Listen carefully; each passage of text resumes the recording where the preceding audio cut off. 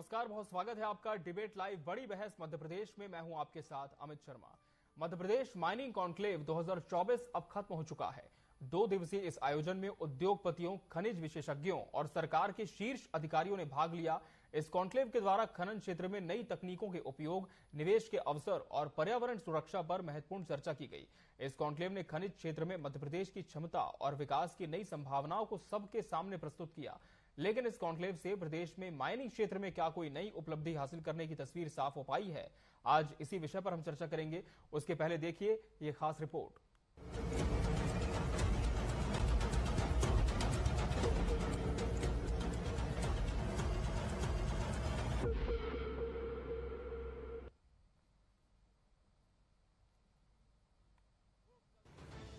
मध्य प्रदेश जो पहले ही अपने खनिज भंडारों के लिए प्रसिद्ध है, इस कॉन्क्लेव के बाद एक नई ऊंचाई पर पहुंचने के लिए इसका दावा किया जा रहा है। मुख्यमंत्री डॉक्टर मोहन यादव ने समापन सत्र को संबोधित करते हुए कहा कि माइनिंग कॉन्क्लेव के दूरगामी परिणाम होंगे। उन्होंने बताया कि प्रदेश में खनन क्षेत्र को बूस्ट करने के लिए नई तकनीकों का उपयोग किया जाएगा और पर्यावरण सुरक्षा को ध्यान में रखते हुए खनन कार्यों को बेहतर ढंग से संचालित किया जाएगा। भोपाल में बैठ करके हमारे खनिज संपदा का सदुपयोग करते हुए मध्य प्रदेश के अंदर जो अभी हमने पुरस्कार पाया नंबर 1 की माइनिंग सेक्टर का, इसको देश के बाद आगे दुनिया तक नंबर 1 में ले जाए, इसका संकल्प भोपाल में करने वाले हैं। हमारा हर संभाग केंद्र दिसंबर तक पूरा हो जाएगा। आगामी फरवरी माह में इंडस्ट्रियल वर्ल्ड स्तर की कॉन्क्लेव करने वाले हैं, जहां दुनिया के निवेशक बुलाएंगे और उनके माध्यम से मध्य प्रदेश को रोजगार परक प्रदेश बनाते बनाते भौतिक संपदा का सदुपयोग करते हुए आर्थिक रूप से सुसंपन्न बनाने की दिशा में हमारी सरकार प्रयास कर रही है। खनन विशेषज्ञों, उद्योगपतियों और सरकारी अधिकारियों के साथ चर्चा के दौरान कॉन्क्लेव में ये बात सामने आई कि मध्य प्रदेश में खनिज संसाधनों का दोहन अधिकतम स्तर पर हो सकता है। इसी क्रम में सीएस अनुराग जैन ने बताया कि प्रदेश में कोयले का इतना बड़ा रिजर्व है जो आगामी 200 वर्षों तक उपयोग किया जा सकता है। इसके अलावा तांबा, मैग्नीज और अन्य खनिजों के उत्पादन में प्रदेश देश में अग्रणी है। 17 और 18 अक्टूबर को हमारे यहाँ माइनिंग कॉन्क्लेव है। इससे हमें पूरी विश्वास है कि देश भर की जो टॉप कंपनीज हैं वो आएंगी। पिछले कुछ सालों में हमारा बहुत तेज़ी से माइनिंग क्षेत्र में विकास हुआ है। हमारा CAGR लगभग 20% है। माइनिंग का जो स्टेट GDP में कंट्रीब्यूशन है वो तेज़ी से बढ़ रहा है। पूरी इंडस्ट्री अट्रैक्ट हो रही है, तो शीघ्र ही हम 5वें नंबर से उठ के तीसरे टॉप 3 में शामिल होने की तरफ काम कर रहे हैं। इस कॉन्क्लेव में पहुंचे उद्योगपतियों ने भी इसके दूरगामी परिणाम होने को लेकर उम्मीद जताई है। Our block has got a potential to produce CBM close to 1 TCF, that's 1 trillion cubic feet of gas, and that will multifold increase the production from Madhya Pradesh. वहीं कांग्रेस ने इस 2 दिवसीय माइनिंग कॉन्क्लेव को लेकर अपनी राय साझा की है। सिर्फ कॉन्क्लेव करने से काम नहीं होगा। पूरी सरकार जब माफियाओं के दम पर ही चल रही हो तो माइंस को लेकर कॉन्क्लेव किस काम का होगा? जिस प्रदेश में IPS और IAS लोगों पर माफियाओं ने गाड़ी चलाकर उन्हें मार डाला हो या मारने की कोशिश की हो, वहां इस तरह के कॉन्क्लेव सिर्फ एक निरर्थक कवायद है। बहरहाल माइनिंग कॉन्क्लेव अब संपन्न हो चुका है। आने वाले समय में ये और स्पष्ट हो जाएगा कि इस आयोजन से मध्य प्रदेश में खनिज के क्षेत्र में क्या नए मील के पत्थर साबित होते हैं। Bureau report, TV24 news. तो मध्य प्रदेश में आयोजित 2 दिवसीय माइनिंग कॉन्क्लेव अब संपन्न हो चुकी है और क्या कुछ नतीजे इसके सामने आ सकते हैं, इस पर आज हमारी चर्चा होगी और इसके लिए हमारे साथ खास मेहमानों का पैनल भी जुड़ चुका है। हमारे साथ प्रदेश मीडिया सदस्य भाजपा डॉक्टर प्रेम व्यास जी जुड़े हैं। प्रेम व्यास जी, बहुत स्वागत है आपका इस चर्चा में। कांग्रेस प्रवक्ता संतोष सिंह परिहार जी प्रतिपक्ष का पक्ष रखेंगे। संतोष जी, आपका भी बहुत बहुत स्वागत है। अर्थशास्त्री लोकेश भारती जी भी इस चर्चा का अहम हिस्सा है। लोकेश जी, आपका भी बहुत बहुत स्वागत है। डॉक्टर प्रेम व्यास जी, उम्मीदें कई थी इस माइनिंग कॉन्क्लेव को लेकर, अब चूंकि इसका समापन हो चुका है, क्या ये माना जाए कि अब जब ये संपन्न हो चुकी है तो आने वाले कुछ दिनों में और भी कई बड़ी घोषणाओं के रूप में कोई सौगात इस दिशा में आ सकती है? और चूंकि खनिज संसाधन प्रदेश पहले से हमारा है, तो इस माइनिंग कॉन्क्लेव के बाद ऐसी कौन सी और नई रूपरेखा तैयार हो सकती है, आप देखते हैं? अमित जी, आज प्रदेश अपने अंदर निहित जो संभावना है जी उन संभावना का भरपूर प्रयोग कर रहा है। आप देखेंगे खनन उद्योग के अंदर निवेश और विकास की जो संभावना है वो बहुत प्रबल है। अगर भारत का एकमात्र हीरा उत्पादक राज्य है मध्य प्रदेश, जिसमें पन्ना जिला जो है वो फर्स्ट पोजीशन पर आता है, तो हम उसको लेकर योजना बना रहे हैं। मैग्नीज, कॉपर, अयस्क ये हमारे फर्स्ट पोजीशन पर है। रॉक जो फॉस्फेट है वो सेकंड पोजीशन पर है। चूना हमारा थर्ड पोजीशन पर है। कोयला फोर्थ पोजीशन पर है। तो निश्चित रूप से एक पूरा प्रारूप बनाने के बाद में साइंटिफिक सेशंस के साथ में, ताकि आने वाले समय में जो है प्रदेश को किसी तरह का ना तो नुकसान हो, दूसरी रूप से विकास के पथ पर मध्य प्रदेश किस तरह से अग्रसर हो। इसके पूर्व में मिलेट्स को लेकर हमने अंतर्राष्ट्रीय दिवस बनाया।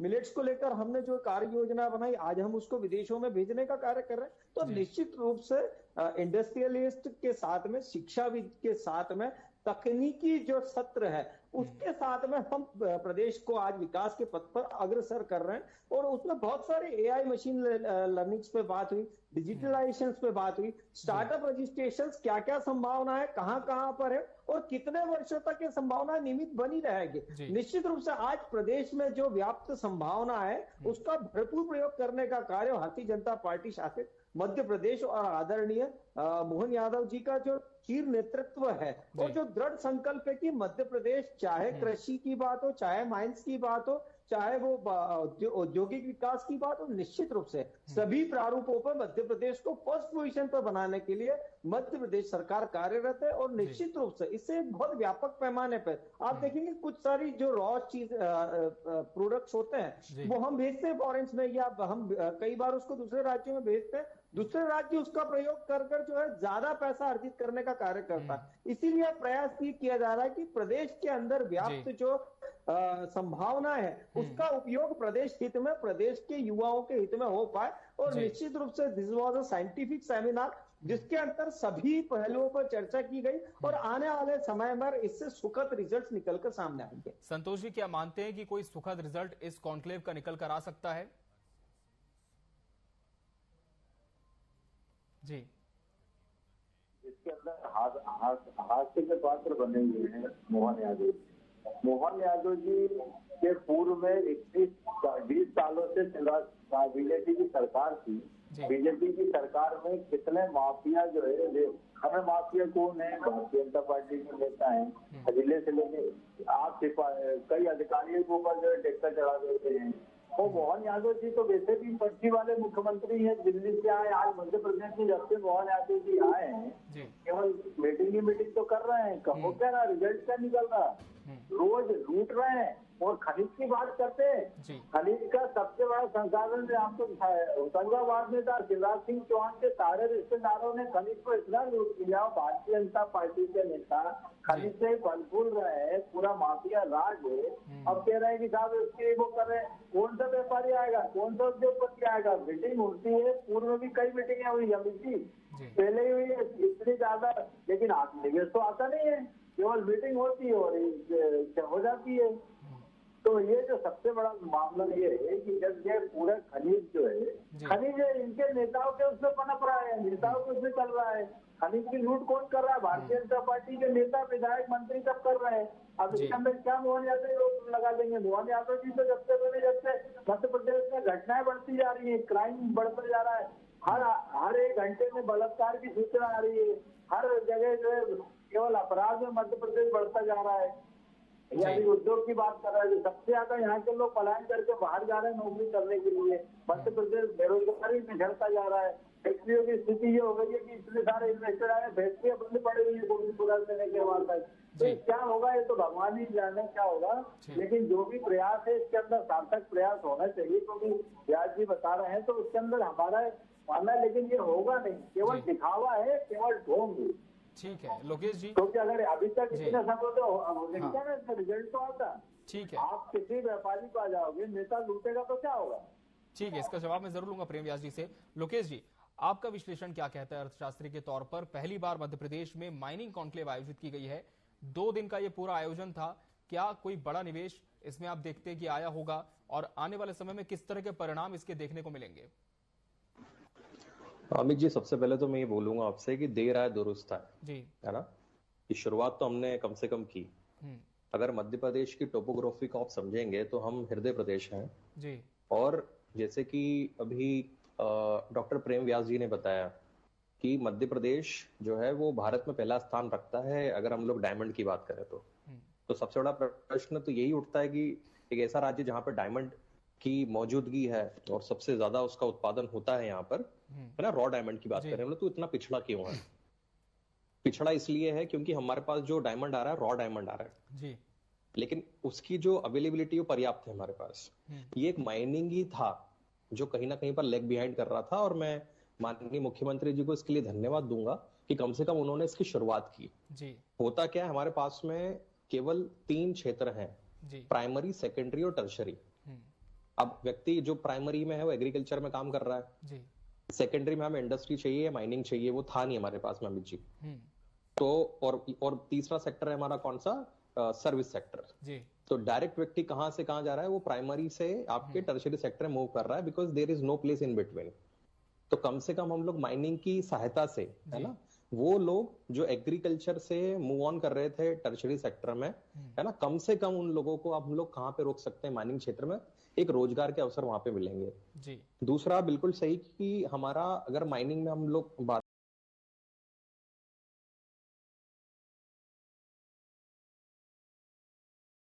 करें तो 20% का नहीं पा रहे, मतलब हर साल हमारा जो ग्रोथ हो रहा है वो 20% का हो रहा है, कोई छोटी मोटी बात नहीं है जी। अगर 2 डिजिट में कोई ग्रोथ होती है तो वो अपने आप में एक बहुत बड़ा सूचक होता है कि हमारे पास में पोटेंशियल है। मतलब ये ऐसी बात है कि आपका बच्चा जो है वो बहुत ज्यादा पोटेंशियल रखता है, आप ही उसको पहचान नहीं पा रहे। तो मैं फिर से ही कहूंगा कि कम से कम आपको ये तो पता है कि मेरा बच्चा जो है वो पोटेंशियल रखता है, मैं उसको भाग देके दे पाऊंगा। अब बात आती है कि इसके कितने फायदे मिलेंगे, 120% मुझे लगता है इसके फायदे मिलेंगे। क्यों? क्योंकि संसाधन की उपलब्धता आपके पास में है, अगर आप उसका उपभोग नहीं कर पाओगे तो आपकी स्थिति बिल्कुल अफ्रीका कंट्री की तरह होना है। क्योंकि पूरी दुनिया में अफ्रीका कंट्री हम लोग जानते हैं, अफ्रीका कॉन्टिनेंट को हम लोग बोले तो अंध महाद्वीप बोलते हैं, है ना, ब्लैक कॉन्टिनेंट इसलिए क्योंकि वहां पे लोग काले लोग रहते हैं वहां पर, इसलिए क्योंकि संसाधन खूब है, पर्याप्त है, लेकिन उसका दोहन नहीं कर पा रहे लोग। बिल्कुल, उसका यूटिलाइजेशन कैसे करना ये तय नहीं हो पाता है। और डॉक्टर प्रेमव्यास जी, क्या आप मानते हैं कि कैलिबर बहुत है मध्य प्रदेश में, लेकिन कहीं ना कहीं एक सिस्टमैटिक स्ट्रेटेजी नहीं है, नीति नहीं है, इस वजह से अब भी हम वो स्थान नहीं रख पाते जिसे हम डिजर्व करते हैं? जी जी बिल्कुल जी। डॉक्टर प्रेमव्यास जी जवाब दीजिए।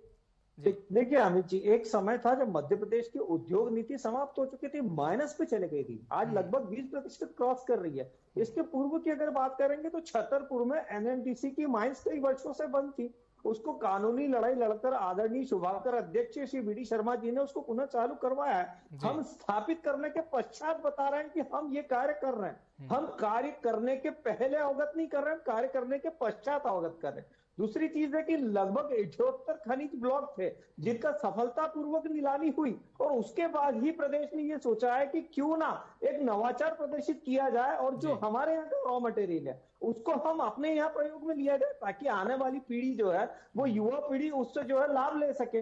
रॉक फॉस्फेट की बात करेंगे, चूना हमारे यहाँ बहुतायत में है, लेकिन चूना हम लोग बहुत बाहर पहुंचा रहे हैं और निश्चित रूप से जो पूरा हमको उसका फायदा मिलना चाहिए, प्रदेश की जनता को उसका लाभ मिलना चाहिए था, एक समय था जो नहीं मिल पाया। निश्चित रूप से इसीलिए संभावनाओं को तलाशते हुए उन क्षेत्रों में विकास को प्रदर्शित करा। लगभग 7 जिले ऐसे थे जो पूर्व में हमने चिन्हित करे थे और जिसमें इंफ्रास्ट्रक्चर डेवलपमेंट करा, वहां पर वाटर रिसोर्सेस उपलब्ध कराए और उसके बाद में हमने कहा कि अब माइंस क्षेत्र में जो है हम लोग आगे बढ़ेंगे। तो एक पूरा प्रारूप होता है, जब सर्टेन प्रारूप के साथ में आगे बढ़ते हैं तो फेलियर के चांसेस बिल्कुल कम हो जाते हैं। दूसरी तरफ है कि अगर आदरणीय संतोष जी बात करेंगे तो एक समय था जब मंत्रियों की गर्दनें तक उड़ा कर ले जाते थे, आप माइंस की बात कर रहे हैं। आदरणीय नेता प्रतिपक्ष जी ने स्वयं कहा है कि जो रेत माफिया, भू माफिया है वो आदरणीय दिग्विजय सिंह साहब है। अब आपकी बात को मानेंगे, प्रदेश में व्याप्त जिस तरह से आज विकास हो रहा है उसको माने, 3.25 लाख करोड़ रुपए का जो है पिछले 10 सालों में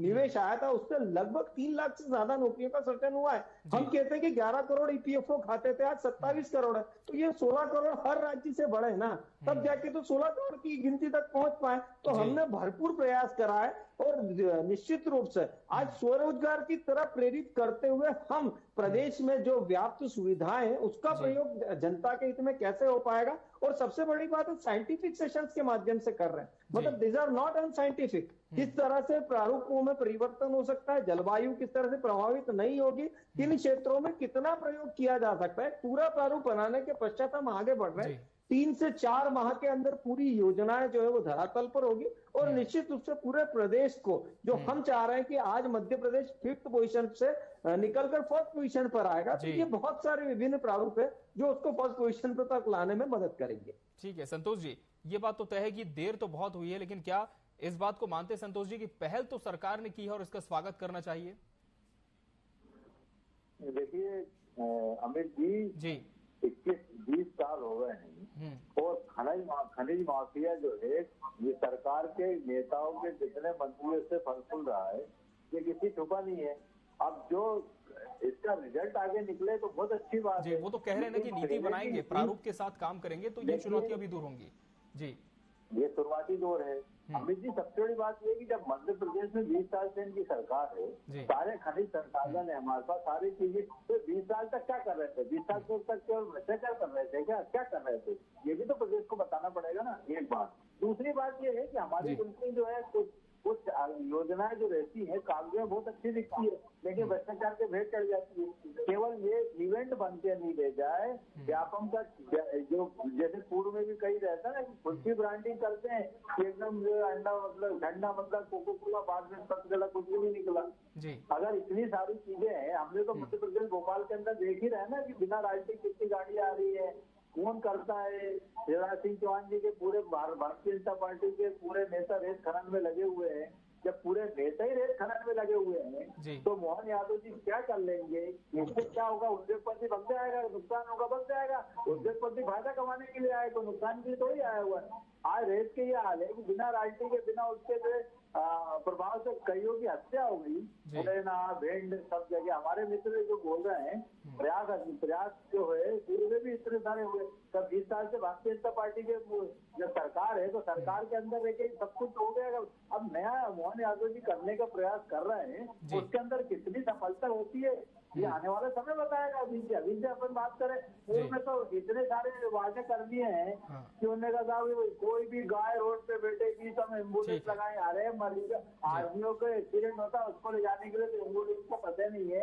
गाय पूरी रोड पे बैठी हुई है, पूरी गौशाला के अंदर ये पोजीशन है कि गौशाला के पैसे तक खा जाते हैं। चलिए ठीक है, लोकेश जी का मेरे को रहा। तो लोकेश जी जैसे कि आप सुन रहे हैं कि राजनीति भी इस पूरे विषय में भरपूर हो रही है, क्योंकि विपक्ष लगातार यही सवाल करता है कि आपने इतनी समिट्स की है अब तक और ये कॉन्क्लेव पहली है, ऐसे में क्या अब कोई डेडलाइन भी तय करनी चाहिए कि जब ये सारे आयोजन हो जाते हैं तो एक रूपरेखा के बाद एक समय निर्धारित किया जाए कि तब तक इसका असर धरातल पर देखने को मिलेगा, और जो जिम्मेदार है जिनके ऊपर ये दायित्व है इस चीज को इंप्लीमेंट करने का, अगर नहीं होता है तो कार्रवाई भी होनी चाहिए।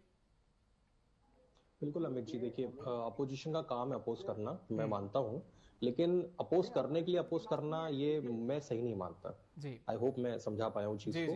तो वो राजनीति तो अमित जी इसके अंदर होनी है।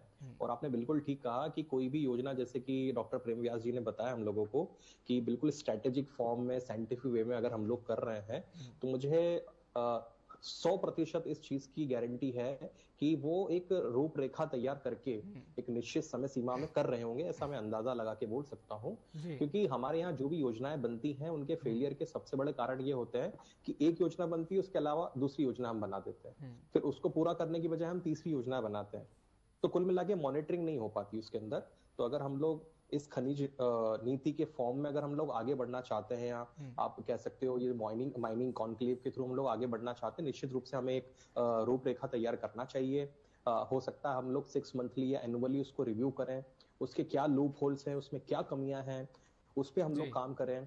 और उन कमियों के अंदर अगर हम लोगों को कुछ एक्सपर्ट एडवाइस की जरूरत है ना, तो उन एक्सपर्ट एडवाइस को लेकर अगर हम लोग आगे बढ़े तो मेरे हिसाब से मुझे लगता है कि मध्य प्रदेश एक ऐसा राज्य है जो किसी भी राज्य से पीछे नहीं है। अब हमें मध्य प्रदेश को पिछड़ा राज्य नहीं बोलना चाहिए बार बार, क्योंकि हमारे पास में युवा शक्ति है, हमारे पास में संसाधन है, उसकी उपलब्धता है।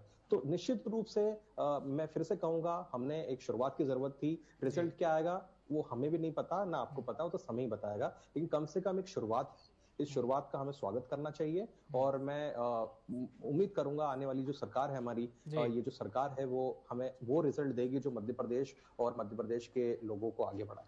बिल्कुल। डॉक्टर प्रेम व्यास जी, शुरुआत तो निश्चित तौर पर हो चुकी है, सराहनीय पहल भी ये है सरकार की, लेकिन जिस तरह से विपक्ष की भी चिंता है कि खनन माफिया और इसके अलावा जिस तरह से करप्शन इस पूरे क्षेत्र में होता है, तो क्या इसे दूर करने के लिए भी अब कोई कड़े कदम सरकार उठाने जा रही है? नहीं, निश्चित रूप से देखिए, नियमों का सबसे पहले मैंने इसीलिए कहा है कि we have a strategic plan. पहले हमने नियमों में परिवर्तन करा है, कठोरतम दंडों की जो सजा व्याप्त करी है, उसके बाद में हमने अधिकारियों का परिवर्तन करा, अधिकारों का परिवर्तन करा है, उसके बाद हम इस स्थिति में आए। उसके बाद में इंफ्रास्ट्रक्चर डेवलपमेंट करा है, उन क्षेत्र जो विकास में अछूते थे वहां पर विकास को पहुंचाया। उसके बाद में उन क्षेत्रों को चिन्हित करा जहां पर माइंस हम कर सकते हैं और जहां पर खनिजों का जो है एक भंडारण प्राप्त होगा, और उसके पूर्व में भी भंडारण को लेकर हमने नीतियां बनाई है। तो नीतियां बनाना, नीतियों का क्रियान्वयन करना एक प्रॉपर वे में, और उसके बाद में अभी जो कॉन्क्लेव हुआ है उसमें इंडस्ट्रियलिस्ट भी थे, शिक्षाविद भी थे, उसमें कई सारे जो बाहर के साइंटिस्ट भी थे। इसीलिए मैंने कहा है कि पूर्व की योजनाएं उसका विस्तारण करना और आगामी भविष्य में उससे क्या लाभ और क्या हानि होगी, इन दोनों प्रकारों से चिंता करने के पश्चात आज हम इस परिस्थिति में है कि हमने कहा है कि 78 खनिज ब्लॉक अगर सफलतापूर्वक नीलाम हुए, मध्य प्रदेश फर्स्ट पोजीशन पर है। तो इसके साथ में गोल्ड खनिज और अन्य जो संसाधन है जो प्रदेश की धरती पर उपलब्ध है, उसका प्रयोग हम कैसे कर पाएंगे, इसको लेकर हमने साइंटिफिक मैनर में पूरा कार्य करा है। और इसीलिए हम आशान्वित है कि निश्चित रूप से आने वाले समय में इसका पूरा लाभ मध्य प्रदेश की जनता को अर्जित होगा। ठीक है, संतोष जी, क्या मानते हैं कि लाभ तो अर्जित होगा, लेकिन वर्तमान में माफिया के अलावा और कौन सी चुनौती सरकार में आप देखते हैं? क्या मैनेजमेंट प्रॉपर नहीं हो पाता है, क्या प्लानिंग का इम्प्लीमेंटेशन प्रॉपर नहीं हो पाता, आप मानते हैं? देखिए अमित जी, बात आपने बिल्कुल सही पकड़ी है। इम्प्लीमेंट इसलिए नहीं हो पाता कि जो पूरा जो तंत्र है, जैसे जो पुलिस प्रशासन है और कलेक्टर है, ये सारे लोग हैं, ये नेताओं के दबाव में आके और पैसे के चक्कर में भ्रष्टाचार की भेंट चढ़ जाता है। कोई भी योजना देखो, चाहे खनिज की मामला ले लो, तो ये तो क्या है, जब पूरे मध्य प्रदेश में कलेक्टर इसकी रिचार्ज और टॉपअप पर चलेंगे और हफ्ता वसूल करके मंत्री मुख्यमंत्री को देंगे, तो योजनाओं का क्या होगा, ये तो फिर आपको आगे पता पड़ेगा। पूर्व में योजनाएं का क्या हुआ, ये किसी से कोई छुपा नहीं है। आज अगर रोज आप ये बताइए कि अगर पुलिस अगर वो हो जाए, अगर सख्त हो जाए, तो क्या इतनी घटनाएं होंगे, क्राइम की इतनी घटनाएं होंगी क्या? तो पुलिस प्रशासन अगर इनको कस दिया जाए, तो बेनजात जी जो बोल रहे हैं, अगर उसमें सख्ती हो सकता है, लेकिन इसमें सख्ती इसलिए नहीं हो सकती कि ये पूरे जो वसूली करके ऊपर से नीचे तक बांट रहे हैं। समस्या ये नहीं अमित जी, समस्या ये है कि हमारे मध्य प्रदेश के जनता के टैक्स पेयर के पैसे की पूरी जो है उसकी दिवाली मना रहे हैं और अपनी ब्रांडिंग कर रहे हैं। बाद के कौन नहीं चाहेगा, विपक्ष चाहेगा नहीं क्या कि लोगों को रोजगार मिले, लेकिन कितने लोगों को रोजगार मिले ये तो हमारे सुनने का पता करने का वो है ना, पूरे आंकड़े दिख तो रहे पूरे प्रदेश के अंदर।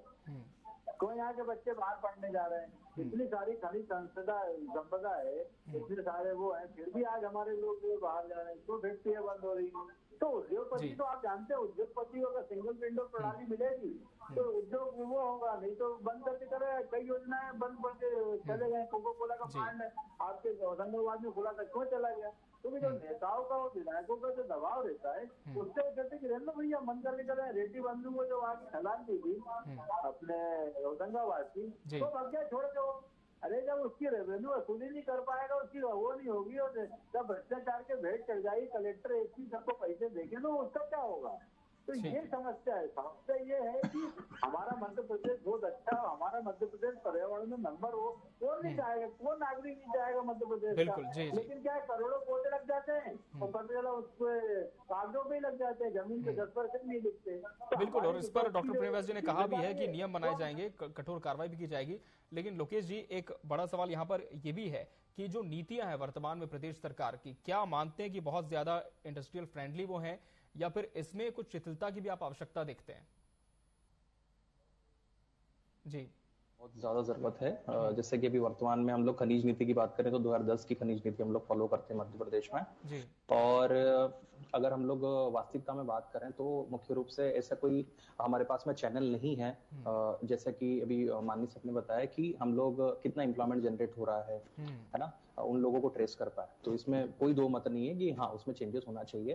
तो मेरा आग्रह रहेगा सरकार से कि वो ये जो आंकड़े हैं वो उसको पब्लिक डोमेन में जारी करें, उससे क्या होगा, आपको और मुझे क्लैरिटी हो पाएगी। आज जैसे हम लोग डिस्कस कर रहे हैं, तो डॉक्टर प्रेम सर ने तो हमें बहुत स्पेसिफिक फॉर्म में बताया कि साइंटिफिक फॉर्म है, लेकिन वो साइंटिफिक फॉर्म क्या है वो ना मुझे पता है ना आपको पता है। तो वो पब्लिक डोमेन में मतलब वो जानकारी जाए, है ना, क्योंकि जैसे हम लोग भी जब रिसर्च करते हैं तो रिसर्च में बहुत सारी चीजें पब्लिक डोमेन में अवेलेबल होती हैं, है ना, तो उससे हमें फायदा मिले।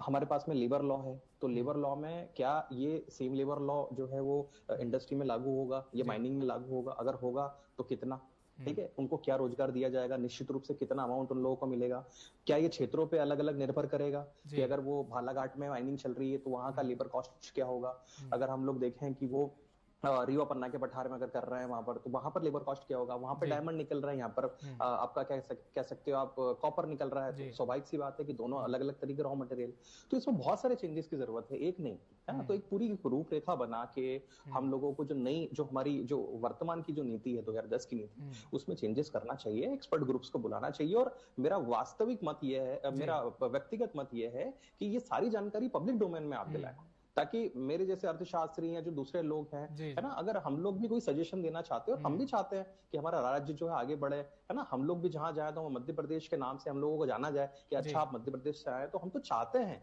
कि आगे रह के आए, आपके लिए काम करें, है ना, और उसके लिए हमें क्या चाहिए, डेटा चाहिए। अब हमारे पास रोजगार का डेटा नहीं है, बिल्कुल हमारे पास में अगर ये नीति लेके आ रहे हो आप, तो उसका वास्तविक गणना नहीं है। हालांकि डॉक्टर प्रवेश जैन और सरकार ने स्पष्ट किया है कि पारदर्शिता पूरी रहेगी और नियमों का कड़ाई से पालन भी किया जाएगा। फिलहाल देखना होगा कि 2 दिवसीय इस कॉन्क्लेव के किस तरह के परिणाम आते हैं।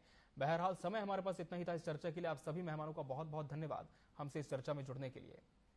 इसी के साथ बड़ी बहस डिबेट लाइव मध्य प्रदेश में आज के लिए फिलहाल इतना ही। मुझे और मेरी पूरी टीम को दीजिए इजाजत। नमस्कार।